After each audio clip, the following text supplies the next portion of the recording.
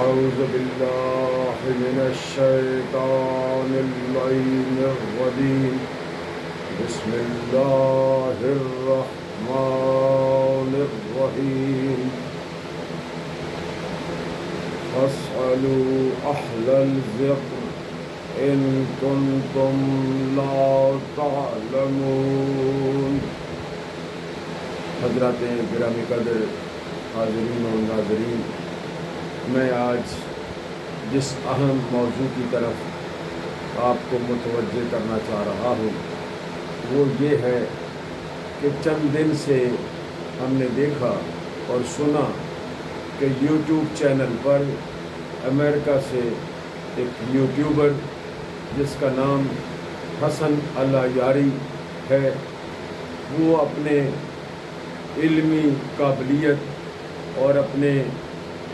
مختلف زبانوں پر عبور حاصل کرنے کے بعد اور اپنے آپ کو علمی طور پر عقل کل سمجھتے ہوئے دنیا بھر کے علماء کو، ذاکرین کو چیلنج کر رہا ہے۔ بہت سے موضوعات اس نے ایسے چھیڑ رکھے ہیں جس سے نہ صرف یہ کہ مختلف عقائد اور مسالک کی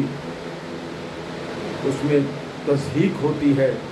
بلکہ تذلیل کر رہا ہے۔ مجھے اس سے غرض نہیں کہ وہ دوسرے مکاتب کے ساتھ کن موضوعات پر بحث کر رہا ہے، کون سے موضوعات اس نے شروع کر رکھے ہیں، لیکن مجھے جو تکلیف پہنچی کہ اس کے چیلنج کو قبول کرتے ہوئے ہمارے پاکستان سے بھی کچھ لوگ اس کے مد مقابل آئے، اس کے چیلنج کو قبول کیا۔ اس نے مختلف موضوعات پر جو چیلنج دے رکھے تھے، جیسے حرمت سادات اور نبی پاک کی 4 بیٹیاں بھی وہ اپنے عقیدے کے طور پر پیش کر رہا ہے، مختلف مذہبی کتب کا، شیعہ کتب کا بھی حوالہ دے رہا ہے کہ نبی پاک کی 4 بیٹیاں تھیں، اور حرمت سادات کے موضوع پر تو اس نے بہت سے علماء و ذاکرین کو چیلنج کیا۔ اس کے چیلنج کو قبول کرتے ہوئے میں نے دیکھا کہ کوئی قابل قدر علمی شخصیت تو اس کے سامنے نہیں آئی، لیکن اسی کی طرح کے ہمارے پاکستان سے کچھ یوٹیوبر جو یوٹیوب پر اکیلے بیٹھ کر اپنی لائبریریوں میں بیٹھ کر اب مختلف موضوعات پر گفتگو کرتے ہیں اور میری ملت تشیع کو یہ باور کرانے کی کوشش کرتے ہیں کہ وہ شاید کوئی بہت بڑی علمی شخصیات ہیں یا بہت بڑے کوئی مناظر ہیں، مذہب اور فقہ کے متعلق مسائل جانتے ہیں، انہیں عربی فارسی پر عبور ہے۔ لیکن انتہائی شرمندگی ہوئی اٹھانی پڑی جب میں نے دیکھا کہ ہمارے ملک پاکستان سے کچھ یوٹیوبر ٹائپ کے علماء جو اپنے آپ کو ظاہر کر رہے ہیں، وہ اس کے مد مقابل آئے حرمت سادات کے موضوع پر، اور دیگر کچھ موضوعات ایسے ہیں جو متنازع موضوع ہیں ملت تشیع کے نزدیک، ملت تشیع کے عقائد سے وہ ہم آہنگی نہیں رکھتے۔ تو اس سلسلے میں نے دیکھا کہ ہمارے ملک پاکستان سے، لاہور سے یوٹیوبر اپنے زرق نقوی صاحب، حسنین کاظمی صاحب، اور اس کے علاوہ کچھ اور علامہ کوئی نسیم عباس نقوی تھے، اور کوئی سندھ سے نور شاہ صاحب تھے، وہ اس کے مد مقابل آئے حرمت سادات کے موضوع پر۔ لیکن انتہائی شرمندگی اٹھانی پڑی کہ جب وہ شخص اپنی چال بازیوں، اپنی مکاری اور اپنی چالاکی اور اپنے علمی جو اس کو نالج ہے، اس نے جو حاصل کر رکھا ہے، جس حد تک اس کا عقیدہ ہے، اس کی روشنی میں وہ ہمارے ان یوٹیوبرز کو، ہمارے ان شیعہ جو مناظر اپنے آپ کو بنا کے پیش کر رہے تھے، اپنے آپ کو علماء بنا کے پیش کر رہے تھے، اپنے آپ کو علامہ بنا کر پیش کر رہے تھے، اس نے ان کو لاجواب کر دیا۔ صرف اس باتوں میں یہ نہیں کہ ان کا نالج نہیں ہے، لیکن جو کمی محسوس ہوئی کہ جیسے مبلغ اعظم مولانا اسماعیل مرحوم اور علامہ مناظر پاکستان علامہ تاج الدین حیدری ملت تشیع کو کہا کرتے تھے کہ خدا کا واسطہ علماء پیدا کرو جو عربی، فارسی اور تاریخ پہ عبور رکھتے ہوں، اور مناظر کے لیے دلیر ہونا بھی ضروری ہے، بہادر ہونا بھی ضروری ہے، اسے فی البدی خطیب ہونا بھی ضرور ہے، سب سے بڑی بات ہے اس کو حالات حاضرہ پر بھی عبور ہونا چاہیے، وہ حالات حاضرہ کے مطابق بات کر سکے۔ لیکن اس چال باز نے، اس حسن اللہ یاری نامی شخص نے ان صاحبان کو جو اس کے مد مقابل آئے، ان کو اس طرح سے وہ ناکام کرنے کی کوشش کی کہ ان کی اس نے کمزوریاں پکڑی۔ اس نے جب دیکھا کہ ان کے انداز سے، ان کی گفتگو سے، ان کی اردو صحیح نہیں، ان کی اردو صحیح نہیں،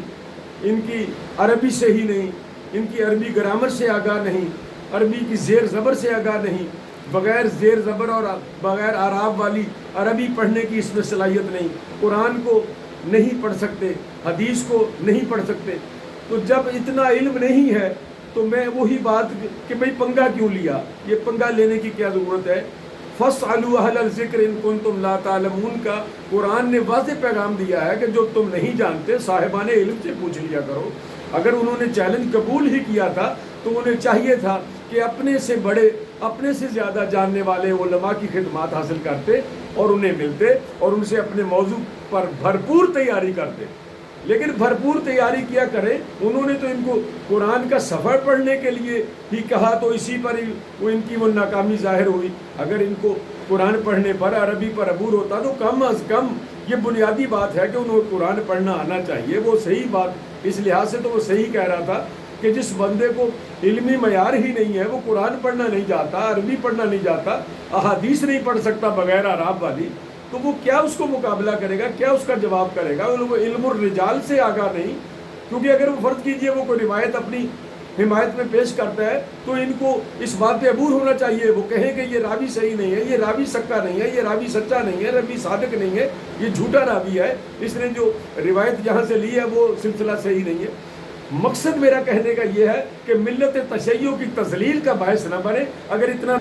تمام ان اپنے ملک پاکستان کے ان یوٹیوبر نما علماء کو جو اپنے آپ کو عالم ظاہر کر رہے ہیں، یوٹیوب پہ بیٹھ کے حسن اللہ یاری کا مقابلہ کر رہے ہیں، انہیں چاہیے کہ وہ یا تو اس کا سامنا نہ کریں، اگر کم از کم سامنا کرنا ہے تو غیر منطقی گفتگو نہ کریں، جو موضوع سے متعلق نہ ہو، جو علمی دلائل سے تعلق نہ رکھتی ہو، کم از کم موضوع کے متعلق رہیں اور اس کے بارے میں ان کو قرآن، حدیث اور تاریخ پہ عبور ہونا چاہیے اور انہیں علم الرجال سے آگاہ ہونا چاہیے۔ بالکل غیر منطقی گفتگو کرنے سے ملت تشیع کی بدنامی ہوئی ہے، بلکہ ملت تشیع کے عقائد پر ضرب آئی ہے، حرف آیا ہے۔ تو لہٰذا ہمارے ملک پاکستان میں مناظر پاکستان علامہ تاج الدین حیدری کے صاحبزادے موجود ہیں، علامہ اظہر حیدری صاحب۔ اب 2-3-4 روز سے ہم دیکھ رہے ہیں کہ ان کا جو ہے وہ چیلنج قبول کیا ہے، وہ آنا چاہ رہے ہیں یا انہوں نے آنا ہے، لیکن وہ پتہ نہیں کیوں نہیں آ رہے، کیا وجہ ہے کیوں نہیں آ رہے۔ تو میری ذاتی رائے یہ ہے کہ حسن اللہ یاری کو شکست دینے کے لیے، اس کے عقائد کی کاٹ کرنے کے لیے کم از کم علامہ اظہر حیدری جیسے علماء کو مکمل تیاری کے ساتھ اس کے سامنے پیش آنا چاہیے، تاکہ ملت تشیع کے عقائد پر وہ